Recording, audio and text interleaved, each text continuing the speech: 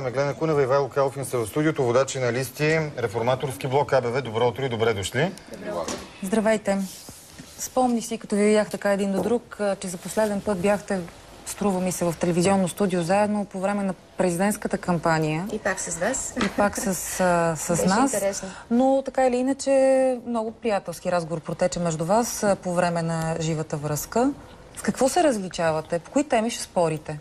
Нека да кажем, хора, чието имена са свързани наистина с Европа. Нека да кажем по кои теми сме работили с господин Калфин. Това беше, разбира се, присъединяването на България към Европейския съюз и ратификациите на договора. За мен е много важно да има достатъчно проевропейски политици в България. А че се различаваме, ще стане ясно, може би, по темата. Със сигурност има позиции, по които се различаваме. Нека да кажем, че от това, което чета, аз смятам, че позицията ни по Крим и отношенията с Украйна се различава. Ние сме от реформаторския блок много силни привърженици на Европейския енергиен съюз. Не съм чела още реакция на АБВ. Как се прави индустриализация на Европа, вероятно също ще е една от темите, по които ще имаме. Ще имаме време по същество, разбира се. Но и Европа много си прилича в проблемите, различните парламентарни групи. Кое е проблем на Европа? Опонент в тази кампания, която ще започне след 2 или 3 седмици вече официално, вече са ясни водачите на листи. Май само на ДПС не е ясно кой ще е водач и какво ще е съдържанието на листата надолу.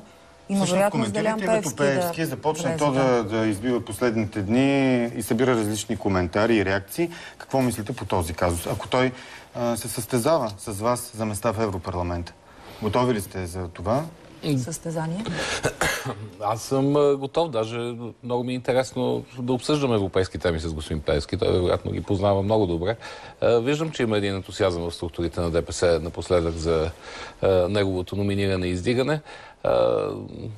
Това не прави никаква услуга на ДПС. Има сравнение днес с Кочен и с изказването на лидера на ДПС от 2009.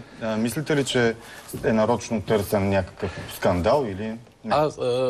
Кандидатирането му за мен е скандално, защото той е един от хората, които предизвикаха масови протести в България и то с назначението му на най-неподходящото място. Цитирам представител на ДПС вчера, слушах го по радиото, който каза: няма нищо скандално в това. Стана ясно, че протестите срещу Делян Пеевски бяха платени в целостта им.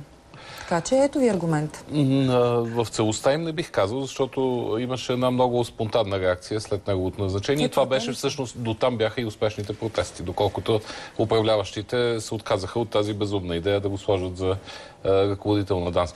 Но сега появата на господин Пеевски в Европейския парламент, след като знаем, че включително последния доклад на комисията, без да му споменава името, много така на широко се занимаваше с него, означава две неща. Най-малкото аз очаквам ДПС да има много тежки проблеми с семейството на либералите. Не си представям как ще седне господин Пеевски в семейството на европейските либерали.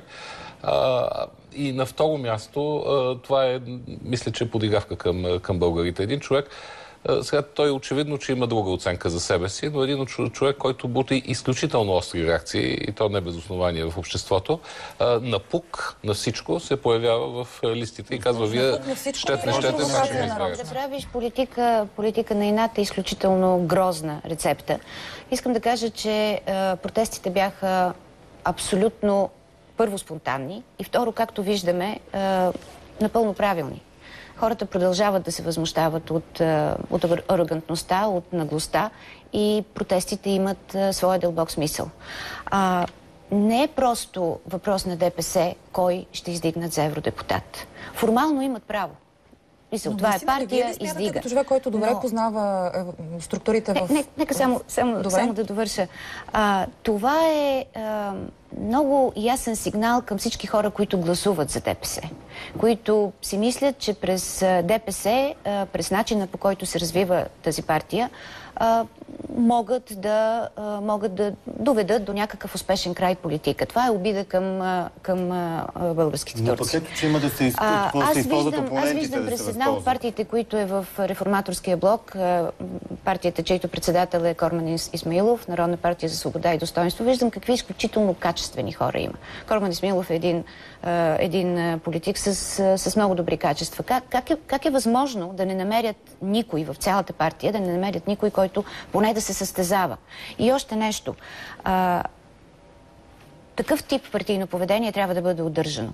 Какво правим в Реформаторския блок? Нашата листа не е просто предложение на партиите, а е одобрена на заседание на Гражданския съвет.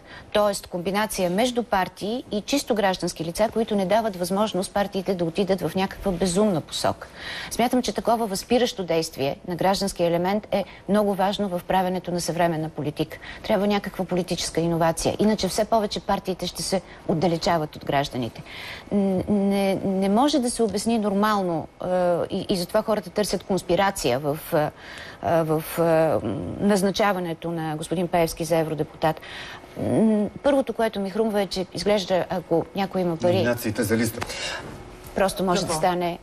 Ако имаш пари, депутат. това ли да е причината? Добре, всъщност, говорейки даже и пак и за протестите, на евроизбори ли отиваме или това е наистина тест и в такъв подход ли отивате вие на това състезание? Тест за и против това управление. Вот на доверие, така го тълкуват почти всички. Имаше анализатори, които казват и АБВ, и Реформаторския блок ще се саморазпаднат, ако не вземат мандат в Европарламента. Че е на живот и смърт. Да. Едва ли не, състезанието сега. Това, което правим и затова участваме в това състезание е действително да се обяви против статуквото и аз бих казал против начина, по който в момента виждаме левицата да управлява. Не може да има, не за това сме се борили във време, и не може да има този вид управление, това, което се случва в момента, да се свързва с лявата алтернатива. Това просто е абсурдно. Затова тръгваме. Европейските избори са най-трудните. Там е най-висок прага, най-ниска активността и така нататък, но няма никакво значение. Човек не може да седи и да си мълчи. Така че залога е голям. Мисля, че така като пътуваме и страната непрекъснато, имаме изключително голям интерес към нас, което вече е залог след това за добра подкрепа. Но по-важно е друго, понеже вие питахте това вътрешни избори ли са или европейски. Неизбежно вътрешните въпроси при европейски избори така много често взимат връх. Само че трябва да погледнем това какво ще се случи в Европейския съюз през следващите 5 години. И едната от опасностите е България да отиде в една периферия на Европейския съюз. Това зависи от правителството, но зависи и от качеството на депутатите, от всички политически сили, които бъдат изпратени в Европейския парламент и от способността им да влияят върху европейската политика. Това за мен е изключително важно. И ако затвориме изборите само в това правителството против правителството, какво се случва в момента и не видим залога, огромния залог, който имаме, ние да останем част от Европа или тези процеси, които в момента се случват, да ни изхвърлят в периферията. Вече не сме ли в периферията? Имаш такъв коментар, че сме аномалия. Не, ние... Това... На Reuters коментар. Не.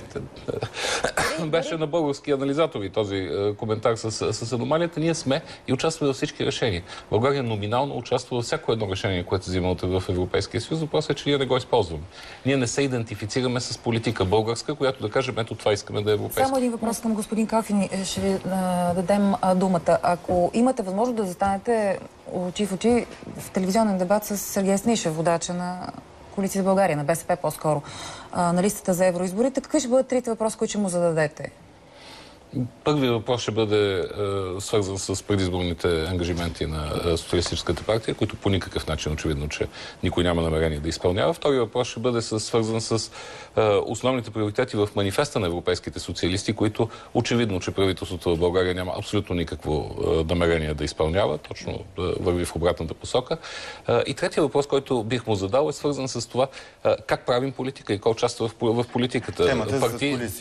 Партийните кулуари или действително гражданите. Госпожо Кунева, струвам се, че тук ще имате различия. Казахте, че управляващите в момента са на път да ни вкарат в студена война с Европейския съюз, в опита си, да не угодят, но да не разсърдят Русия. Тезата при АБВ е по-различна, според мен. Точно обратното, че се опитваме да се държим угоднически за западните интереси.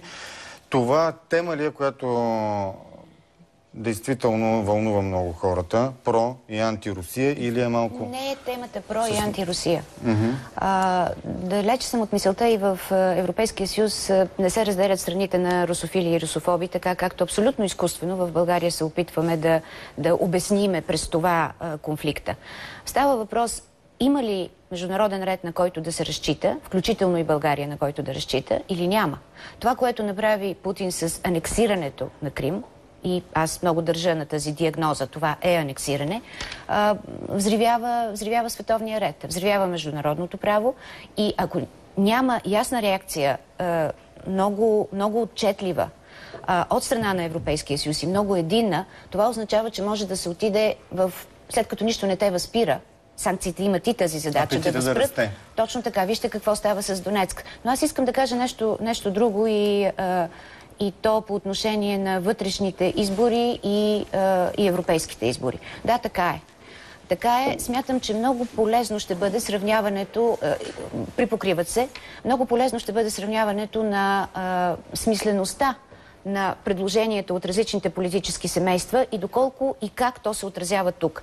Например, европейските социалисти искат данък върху финансовите транзакции. При нас ние направихме данък върху спестовните влогове на хората, но финансовите транзакции са оставени на страна. И това правителство, което е ляво, което е от семейството на европейските социалисти, вече повече от година нищо такова не прави. Това какво означава? Че се разграничава или че взима само тези части от политиката, които му харесват, а другите ги оставят? Всъщност и двете политически семейства слагат на върха на приоритетите си създаването на работни места. Аз много се надявам, че това е българска тема и че конкуренцията между нас ще бъде по това кой ще предложи по-добро решение. Европа не е различна от България и не е по-далече от България. Но ние трябва да си поставим задачи. Първо, общ енергиен съюз. Аз смятам, че това е много важно за България, защото ако купуваме енергията, ако купуваме поне газа на едро, това означава, че ние можем да смъкнем, ще имаме по-добри цени. Второ, защо да няма, извинявайте, само една секунда, защо да няма агенция, която седалището и да е в България? Нима това не може да обедини Полша има такава, да не говорим за старите страни. Ние все пак сме в едно място в Европа, което граничи с страни, които потенциално ще се присъединяват към Европейския съюз. Чисто географски ние можем да кажем, че това е важно, това е необходимо за нас. Смятам, че по тези приоритети би трябвало наистина много да се настоява и да се знае мнението на всички. 50% от българите са против санкции срещу Русия. Изследване на Галап, цитирам от вчера. Да, и аз също мога да очертая доста разлики между това, което казва госпожа Кунева и за което се бори десницата в Европа и това, за което иска да направи европейската левица. По отношение на Русия и Украина. Къде е проблема? Проблема не е в Европа. Проблема е в едно геополитическо противостояние между Русия и, условно казвам, Запада. Русия се опитва да не допусне НАТО до границата си. Преговорите, които започнаха между Русия, Съединените щати с участието на Украина, са лечението, което трябва да дойде на този въпрос. Отделен въпрос е каква е ролята на Европа. Но Европа нито финансово, нито военно, нито по някакъв друг начин може да реши въпроса с Украина. Той е геополитически въпрос. Въпросът не се решава от Европейския съюз и още по-малко се решава от България. В този смисъл, тук подскачането, изхвърлянето, ние сега ще наложим санкции, ще му покажем на Путин какво не трябва да прави и така нататък, звучат смехотворно. Ако действително международната общност иска а ние имаме интерес този регион да се умиротвори, решението е другаде, а не в санкциите, които така героически България ще наложи. Да не говорим, че това ще бъде един тежък удар и върху български, и върху европейския бизнес. Аз смятам, че да се примиряваме с малък мащаб на страната си в мисленето е крайно вредно. Не, тук не става въпрос за малък и голям. Германия има точно същата възможност. И както виждаме, Германия не е с такава ястребска позиция, каквато имаше българския консултативен съвет. Не става въпрос за ястребска позиция. Германия каза, че Меркел каза, че Путин сякаш не живее в този свят. Аз по-персонално изречение от това абсолютно. Така че нямам съмнение в това. Вижте какво се случи. Германия, включително и канцлера Меркел, каза, че икономическите санкции не са добри срещу Русия. Няколко страни в Европейския съюз, в парламентите си им приеха мандати на министър-председателите си да не се налагат икономически санкции. България даже това не е способна да направи позиция в парламент. Отскока, с който започваме дебатите и дискусиите и за напред. Не трябва да забравяме, че все пак България е страна, която граничи с Украйна и ние имаме нужда от сигурност. А ние знаем, че имате да кажете още неща. Но по разликите имаме много. За работните места, които десницата въобще не поставя. Нищо подобно. Десницата поставя на първо място работните места. В хода на кампанията да направим дебати, за да може да се чуе всичко в конкретика, така като си го представяте, ако влезете в Европарламента. А сега секунди към